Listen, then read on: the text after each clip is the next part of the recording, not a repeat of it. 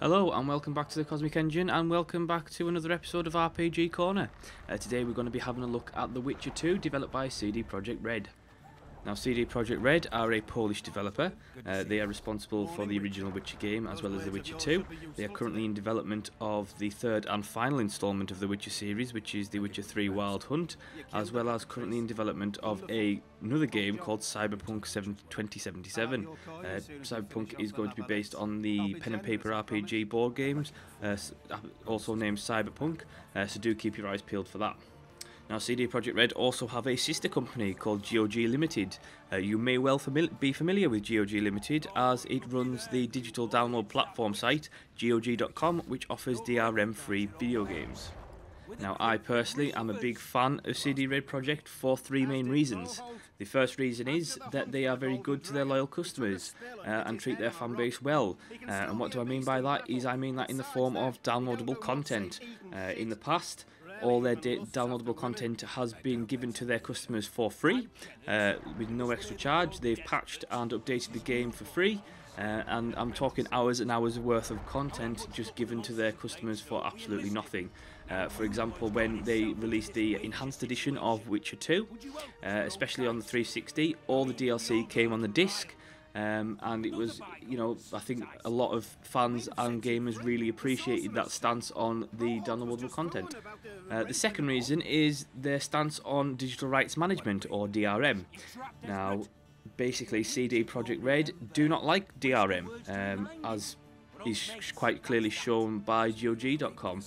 They offer DRM-free downloads. All the Witcher games have been DRM free. Now, obviously, the ones on Steam do require a Steam code, etc. But as I say, that is Steam. That is not directly CD Projekt's fault. And basically, their philosophy, their business stance is that DRM is not good for the industry, which is quite rare in today's gaming developers. And it's something that I respect them for, and it's something that they do follow through with very often. And I do like that business practice about them. And the third and final reason is that they put so much love, care and attention into the games that they develop. Even if they do make mistakes, which every developer does. For example, when The Witcher 2 came out, there was various problems with the PC port, and people did make a lot of complaints, and they basically fixed it as soon as they could. But all in all, the content they produce, the games that they develop, are really looked after and given lots of care and attention, and they're really given their due on that. I mean, especially in terms of The Witcher. Now, The Witcher is obviously based on books, fantasy novels written by Andrzej Sapkowski, I believe his name is.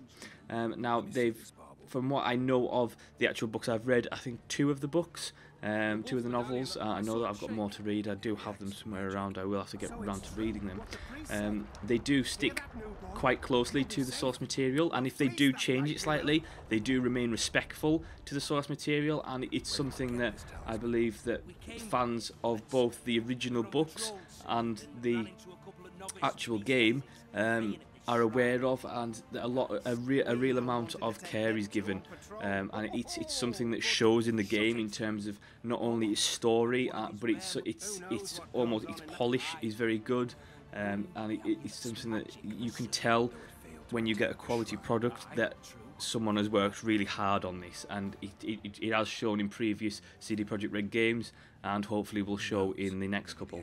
So enough rambling about the developer, let's talk about the video game. Now, The Witcher 2 is a direct sequel from The Witcher, and once again puts you in the shoes of Geralt of Rivia.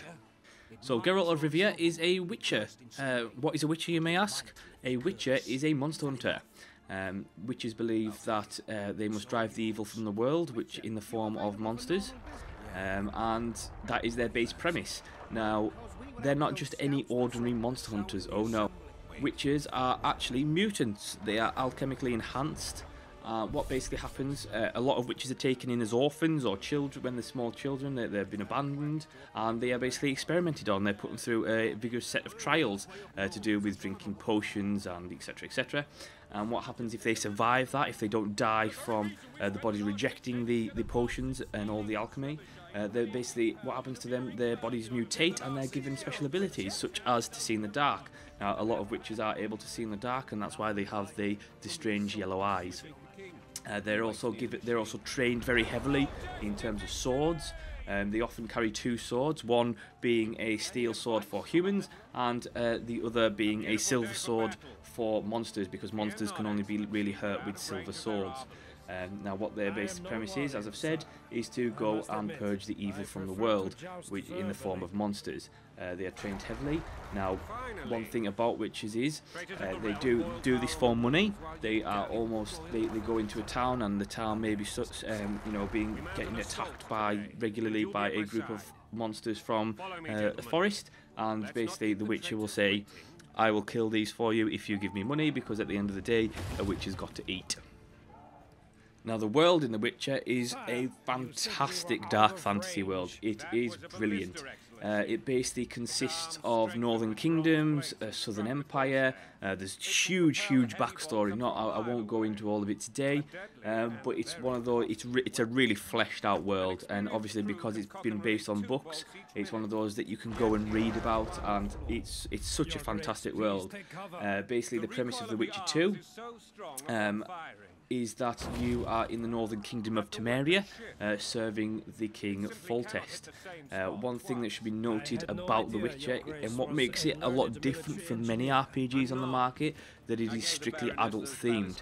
There is no good and bad in terms of The Witcher. There are certain things that you say that is an evil man or that is a really good man, but there is no good versus evil in The Witcher.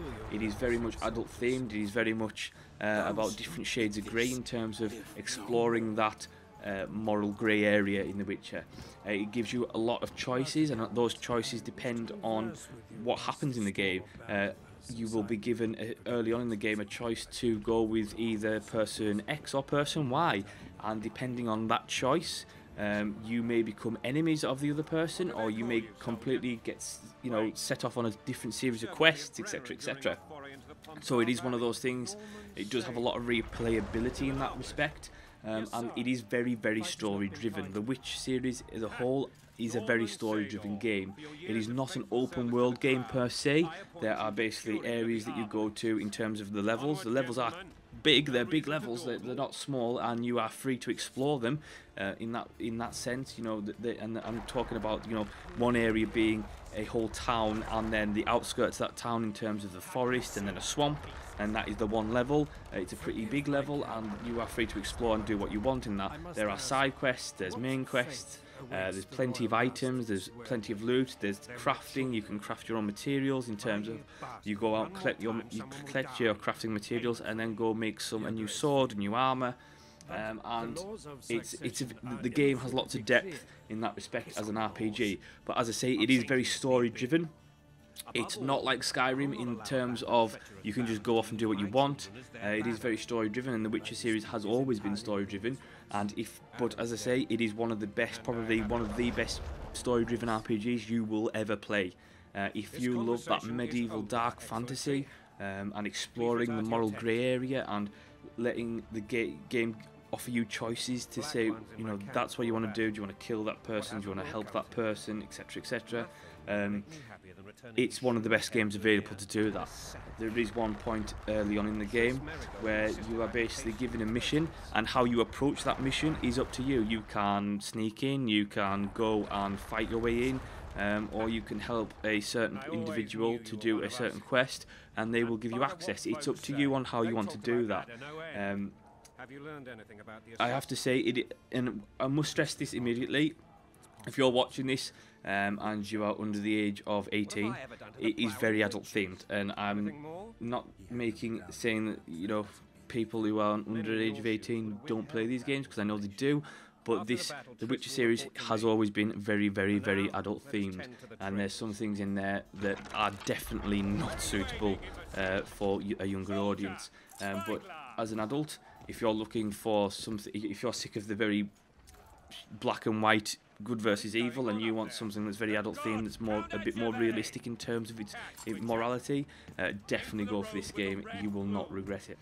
Now, in terms of gameplay, the gameplay is action oriented. What basically I would recommend, I have played both the console and the PC version. Now the game, what you're seeing now is actually PC version, and I'm actually doing it with an Xbox 360 controller.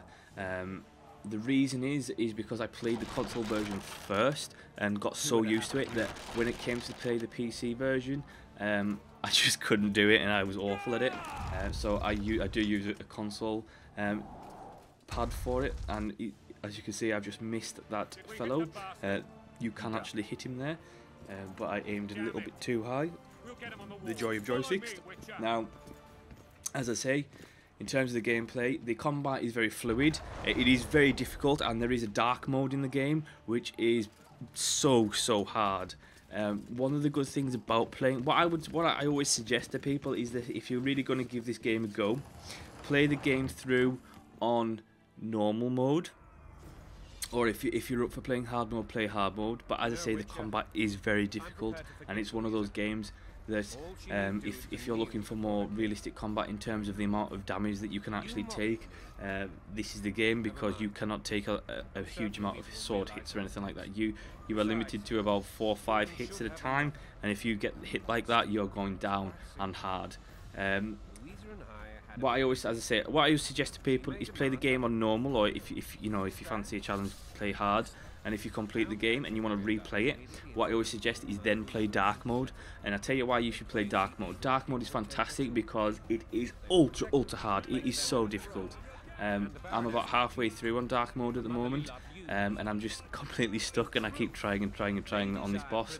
I'm struggling on that. But one thing dark mode does, it gives you more items in the game. So there are special armors and special weapons that are not available in the other difficulties. They're specifically for dark mode, and it's so worth playing dark mode for your second playthrough, because one, you can choose the other options in the game that you didn't choose the first time round, and also you can get these armors and items that you didn't have access to before. Graphically, the game is stunning. It really is. Now, I'm actually playing this on a NVIDIA 660 GTX, and the game is just beautiful. It's one of the best looking games out there still. CD Projekt always have a real good sense of how a game should look, and it is just one of the best looking. For me, it's just one of the best looking games. I don't know. It's just got certain character, certain charm. The lighting effects, the grimness of the world is shown through the graphics and through the colours that they use. And if you've seen the Witcher 3 preview, that looks amazing as well. And it's just one of those things you won't be disappointed in terms of the textures and the graphics. And if you can turn them up to ultra high, or it's one of those things that I definitely recommend, because it's so worth it. After playing the 360 version and then playing the PC version on high settings, I can certainly tell the difference. I can see the texture quality difference, I can see the lighting effect different quality, and it's one of those things that if you can play this game at a really high setting, it is an absolute pleasure and a joy to do so.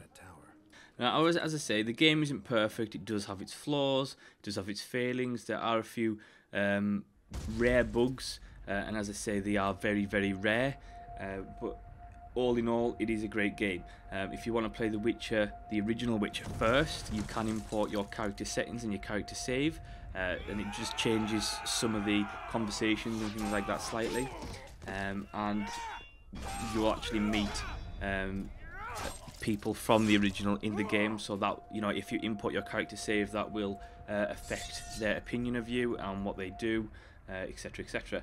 So it is a nice touch, and I definitely do recommend playing the original Witcher, because it is a very different game in terms of how it's played and in terms of its gameplay, but it is, again, another great story-driven RPG that you will not regret picking up. And at the end, and now it is quite cheap to pick up now, especially since it's regularly on GOG or Steam sales.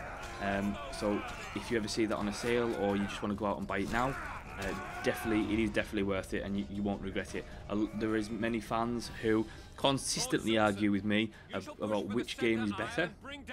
I am on the side of The Witcher 2 just because I like the story better than The Witcher 1, but there are many Witcher fans who say the first one is the better game and has the better story. I disagree, but that's the nature of video games.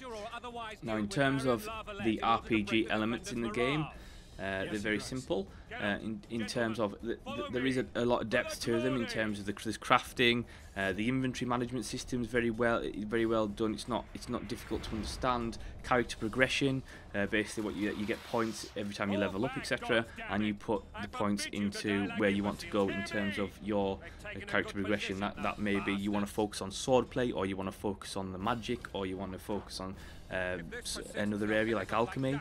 You can do that, or you spread across. That's absolutely fine. What you also get is mutagens. So some specific abilities may have the ability to put a mutagen in. Now, what a mutagen does, it just basically enhances that ability. So say you're going down the sword tree, and you get an ability to, say, a health buff. You have the ability which adds vitality every level. Basically what can happen is that ability may have a mutagen option, and what you do is you pick a mutagen up in game, and there's different mutagens which have different effects, and you input that into the slot, and that will affect it, as I say, in its respective way. One of the great things about The Witcher is, the character progression and your ability to, if you want to focus on magic, you want to focus on swordplay, it doesn't really matter. I always focus on swordplay just because I love fighting with swords, but that's just me. But as I say, there are those who focus on magic and developing the abilities that Geralt has. So it's one of those games where you can play through multiple times and play in a very different play style as previous. So coming to a close, do go pick up this game. It is a fantastic game. If you love RPGs, you love story, you love characters, pick this game up. It is fantastic. Do pick up the original Witcher as well. I do recommend that. That is a really good playthrough, really fun, and quite fast paced as well. And thanks very much for watching and listening to another episode of RPG Corner. And do hit the subscribe button, leave a comment if you want to make a comment, and I'll see you next time.